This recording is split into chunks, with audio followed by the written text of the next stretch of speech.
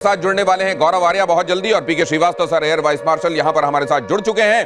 ये किन किन जगहों पर हमला किया गया बहुत जल्दी से आपको दिखाते हैं। सर आ जाइए प्लीज आप, और मैं चाहूंगा कि आप इसको यहां पाक ऑक्यूपाइड कश्मीर में वो तमाम जगहें हम दिखा रहे हैं जहां पर यह हमला हुआ, और साथ में पाकिस्तान के भीतर मेनलैंड में जाकर वो ऐसी इबरत दी गई है। और यह बताया जा रहा है सर कि यहां वालों को जो करीब में पीओके में थे उनको तो हमारे हैमर ने ही संभाल लिया, और यहां जो दूर थे ये जो टारगेट्स इनके लिए स्कैल्प का इस्तेमाल किया गया।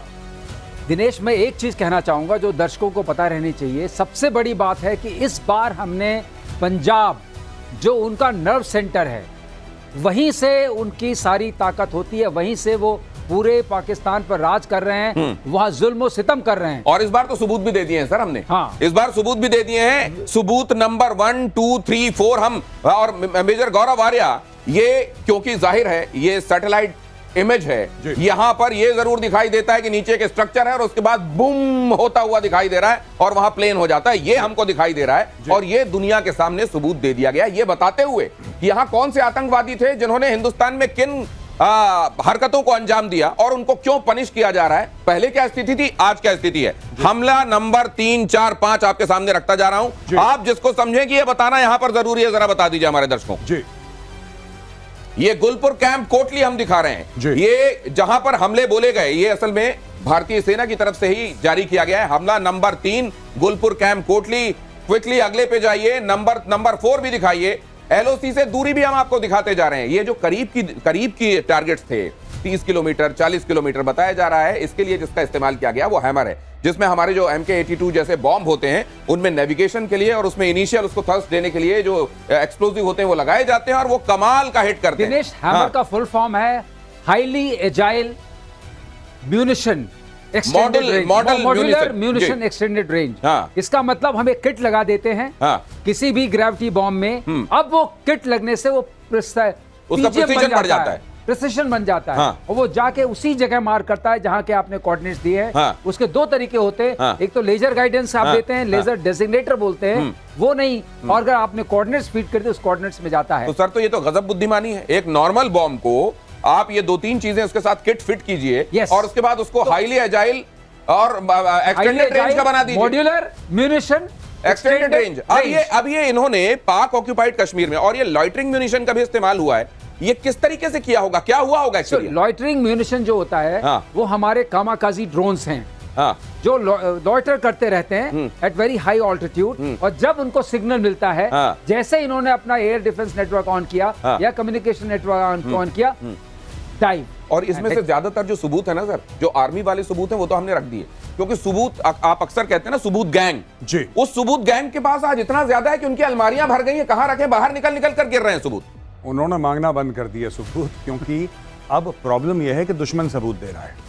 भारतीय सेना, भारतीय गवर्नमेंट ने तो बहुत कम सबूत दिए, ना के बराबर।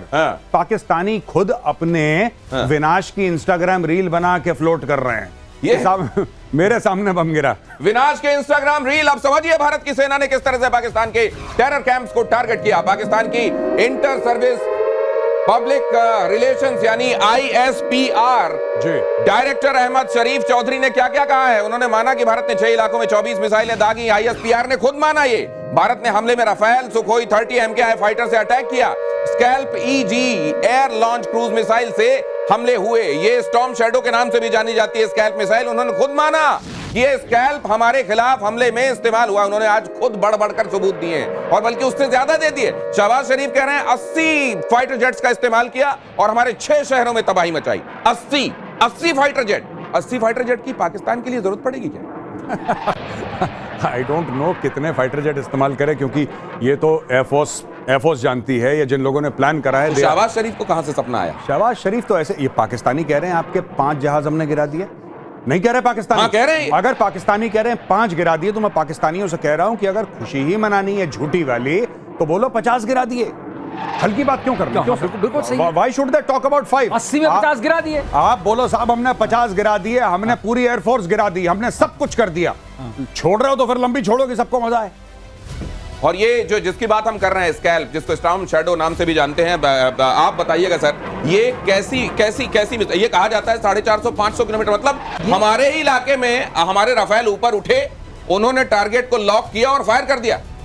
दिनेश बिल्कुल आपने सही कहा है, और ये 560 किलोमीटर तक मार कर सकती है, डिपेंडिंग अपॉन आप कहां से फायर कर रहे हैं और किस वर्जन को यूज कर रहे हैं। और जिसको यूज किया था, इसकी सबसे खास बात क्या है कि पेलोड जो कैरी करती है, उसके बाद ये इसका जो प्रिसिशन है, आप देखिए 400 किलोमीटर से ज्यादा पर भी इसका प्रिसिशन 1 या 2 मीटर के आसपास होता है। मतलब 400 किलोमीटर दूर आप मार रहे हैं, और अगर वो टारगेट से दाएं बाएं होती है तो केवल 1 या 2 मीटर। दाएं बाएं वाली बात सही आपने बताई। घर के दरवाजे के अंदर घुस सकती है, 500 किलोमीटर से फायर करी हुई मिसाइल एक घर के दरवाजे के अंदर घुस सकती है। ये इस वेपन प्लेटफॉर्म की एक्यूरेसी। और दरवाजा क्या, ये तो खिड़की के अंदर जा सकती है। ये मतलब उतना लंबा भी नहीं चाहिए, 1-2 मीटर तो खिड़की के अंदर बड़ा सा रोशनदान हो, उससे अंदर चली जाएगी। 450 किलोमीटर दूर ये प्रिसीशन जिसके साथ हमला किया गया है। और इसीलिए ये आप देख रहे थे कि उधर पाकिस्तान के भीतर सियालकोट हो, पाकिस्तान के भीतर बहावलपुर हो, मुरीद के हो, आज उनकी सारी मुरादें ध्वस्त हो गई जब वहां पर स्कैल्प में जाकर हमला बोला। अब जरा ये देखिए कि भारत के प्रतिशोध से पूरे पाकिस्तान में दहशत है। ऑपरेशन में जैश के 4, लश्कर के 3, हिजबुल के 2 आतंकी ठिकाने ध्वस्त किए गए हैं। आतंकी हाफिज सईद और मसूद अजहर के अड्डे तबाह हो गए।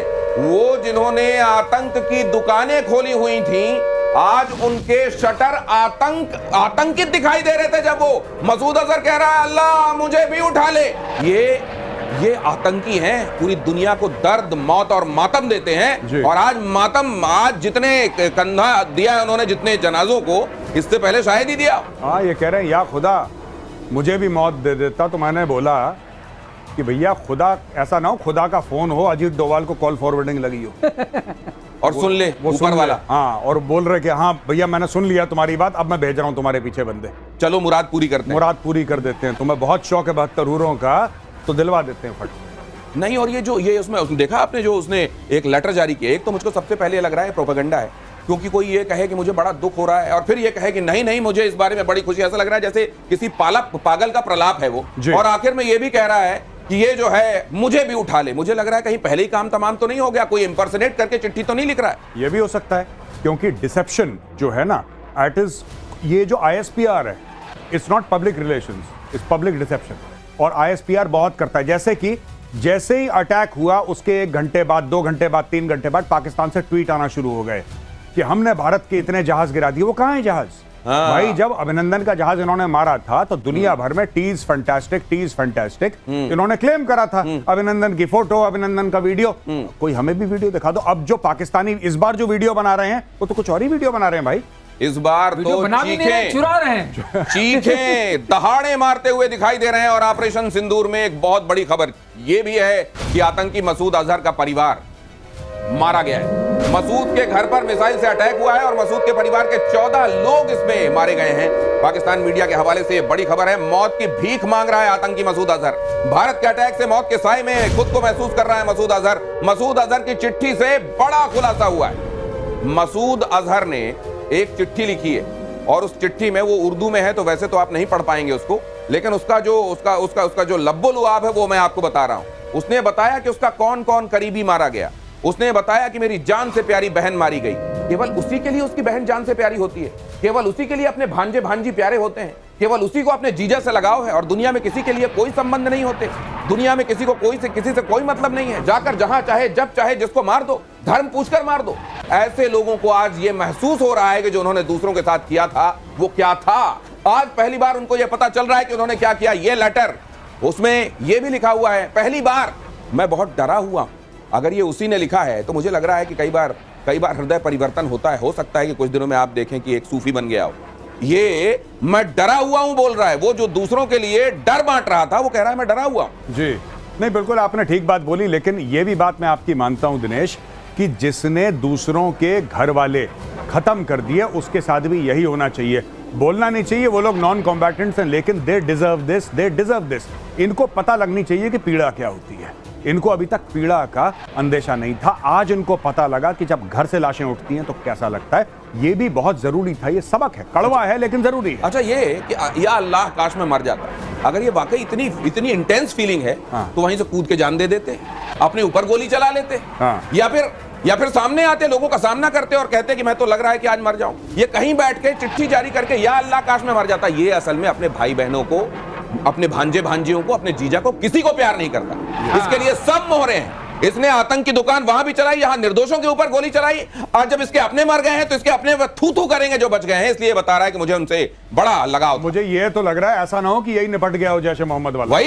वही ये खुद निपट गया और ये प्रोपेगेंडा कर रहे हैं चिट्ठी का। ये भी हो सकता है, पॉसिबल है ये। और आज रक्षा मंत्री ने देश के रामचरितमानस में सुंदरकांड की चौपाई को उद्धृत किया। ऑपरेशन सिंदूर पर रक्षा मंत्री का बड़ा बयान, हमने हनुमान जी के आदर्श का पालन किया। जिन मोहि मारा ते मैं मारे, कहा राजनाथ सिंह ने। सेना ने बेहद सटीक स्ट्राइक की। राजनाथ ने कहा सतर्कता, सटीकता, संवेदनशीलता के साथ अटैक किया। हमने सटीकता से लक्ष्यों को नष्ट किया है, लेकिन सतर्कता इस बात की बरती है कि वहां कोई भी निर्दोष इसकी चपेट में ना आने पाए। हनुमान जी ने यही कहा था रावण के पास जाके, जब रावण ने यह कहा कि क्यों तुम बड़े निडर लग रहे हो, तुमको किसी बात का भय नहीं लग रहा है, तुम मेरे यहां दरबार में खड़े हो, तुमको भय नहीं है। उन्होंने कहा मेरे को कोई भय नहीं है। और जिन मोहि मारा ते मैं मारे, तहीं पर बांधे उतने तुम्हारे। जो उनको मारा मैंने जिन्होंने मुझे मारा था, और उसके बावजूद तुम्हारे लड़के ने मुझे बांध लिया ब्रह्मास्त्र से, क्योंकि मैं ब्रह्मा जी की इज्जत करता हूं। ये कहा उन्होंने, और आज यही राजनाथ सिंह ने यहां पर दोहराया। मित्रों, हमने हनुमान जी के उस आदर्श का पालन किया है जो उन्होंने अशोक वाटिका उजाड़ते समय किया था। जिन मोहि मारा तिन मोहि मारे। हमने केवल उन्हीं को मारा जिन्होंने हमारे मासूमों को मारा। साथियों, प्रधानमंत्री श्री नरेंद्र मोदी के नेतृत्व में हमारी सेनाओं ने ऑपरेशन सिंदूर लॉन्च करके पहले की तरह ही इस बार भी आतंकियों को ट्रेनिंग देने वाले कैंप्स को तबाह करके करारा जवाब दिया है। और पाकिस्तान को भारतीय सेना की चेतावनी, अगर कोई दुस्साहस किया तो नतीजे गंभीर होंगे और भुगतने होंगे। अगर अपनी डोमेस्टिक ऑडियंस को प्रसन्न करने के लिए कहीं किसी तरह के एडवेंचर का ख्याल आता है तो उसे वहीं अबॉर्ट कर देना, वरना जाओगे हीरो बनने और मार इतनी पड़ेगी, अब इस बार तुम्हारे निर्दोष नागरिक की चपेट में आएंगे। आज सुबह, जैसा कि आपको ज्ञात होगा, भारत ने इस तरह के सीमा पार हमलों का जवाब देने और उन्हें रोकने तथा उनका प्रतिरोध करने के अपने अधिकार का प्रयोग किया है। ये कार्यवाही नपीतुली, नॉन एस्केलेटरी, आनुपातिक और जिम्मेदारीपूर्ण है। ये आतंकवाद की इंफ्रास्ट्रक्चर को समाप्त करने और भारत में भेजे जाने वाले संभावित आतंकवादियों को अक्षम बनाने पर केंद्रित है। ऑपरेशन सिंदूर 22 अप्रैल को पहलगाम में हुए विभत्स आतंकवादी हमले के शिकार मासूम नागरिकों व उनके परिवारों को न्याय देने के लिए लॉन्च किया गया था। इस कार्रवाई में 9 टेररिस्ट कैंप्स को टारगेट किया गया और पूरी तरह से इसे बर्बाद किया गया। India has demonstrated considerable restraint in its response. However, it must be said that the Indian armed forces are fully prepared to respond to Pakistani misadventures, if any, that will escalate this situation.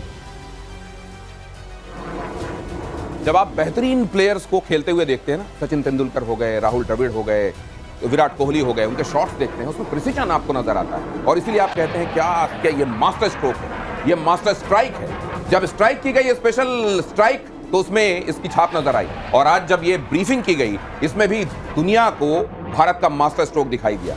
Bharat की 2 lady officer सामने आके granular details बता रही हैं, और उसमें एक मुस्लिम lady officer है। जी नहीं, इसके पूरे जो ऑप्टिक्स हैं इसके, वो बहुत केयरफुली क्राफ्टेड थे। आप देखिए, 2 लेडी ऑफिसर्स हैं, एक आर्मी की, एक एयरफोर्स की, एक कोर ऑफ सिग्नल्स की है, एक हेलीकॉप्टर पायलट है। और ये दोनों आते हैं, और विक्रम मिश्री जो फॉरेन सेक्रेटरी हैं, वो आके पहले ब्रीफ करते हैं। और दोनों महिला ऑफिसर, क्योंकि इसमें जिनकी जानें गई उनकी तो जानें गई, लेकिन ट्रेजेडी किसके साथ हुई? महिलाओं के साथ। नाम क्या था? ऑपरेशन सिंदूर। ये नारी शक्ति है, इसलिए 2 नारियां वहां पर ब्रीफ कर। ये बात जो कही जा रही है ऑपरेशन सिंदूर, यूं ही नॉमेनक्लेचर नहीं हो जाता। इसमें ऑपरेशंस के नाम रखने के संदर्भ में क्या होता है वो एक्सपर्ट्स बताएंगे आपको। ऑपरेशन सिंदूर के बाद देश भर में जश्न मनाया गया। ऑपरेशन सिंदूर से 9 आतंकी अड्डे ध्वस्त हुए तो पूरे देश ने जश्न मनाया। मोदी ने दिया था ये नाम ऑपरेशन सिंदूर। ऑपरेशन के नाम पर बोली हिमांशी नरवाल, ये नाम बहुत सही है। हिमांशी नरवाल ने कहा, मैं खुद इस नाम से खुद को रिलेट कर पा रही हूं। मैं तो इस नाम से बहुत ज़्यादा रिलेट कर सकती हूँ बिकॉज ऑफ दिस इंसिडेंट मैंने तो अपनी ज़िंदगी खो दी है एक। ये नाम बहुत सही है क्योंकि इस इंसिडेंट की वजह से बहुत औरतों ने, बहुत बहनों ने, बहुत माँओं ने अपनी जान खोई है, अपना एक हिस्सा खो दिया है। तो ये नाम एकदम सही है। ये जो ऑपरेशंस होते हैं ये यूं ही नाम इनका नहीं रख दिया जाता। जाहिर है उस समय वो लोग जो ऑपरेशन के साथ जुड़े होते हैं उनको पता होता है इस नाम के साथ वो ऑपरेट कर रहे हैं। उस समय वो क्लोज निट एक ग्रुप होता है जो उस ऑपरेशन का अंजाम दे रहा होता है, उसको मालूम होता है। प्रधानमंत्री नरेंद्र मोदी ने ये बहुत सोच समझ कर क्वाइन किया।